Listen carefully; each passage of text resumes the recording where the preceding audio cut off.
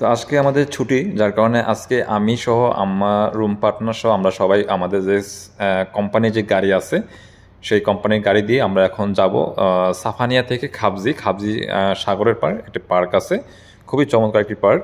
তো আমরা সেই পার্কে যাওয়ার জন্য সবাই অলমোস্ট কিন্তু বাসা থেকে বের হয়ে গেছি, দেখতে পাচ্ছেন।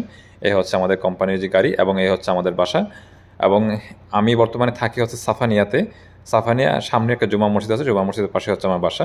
এবং আমি বর্তমানে কাজ করি হচ্ছে জুলুক প্রজেক্টে, আরামকো সাইড অফিসে। দেখতে পাচ্ছেন আমি এই মুহূর্তে কিন্তু গাড়ির ভিতর চলে আসছি এবং সবাই এক এক করে কিন্তু আসছিল বাসা থেকে। তো ওইখানে কিন্তু অলমোস্ট সবাই চলে আসছে, দেখতে পাচ্ছেন। তো আমি এবং আমার রুম পার্টনার এবং সাথে সিনিয়র ভাই, তো ওনারা সবাই কিন্তু আমরা চলে আসছি গাড়ির মধ্যে, দেখতে পাচ্ছেন।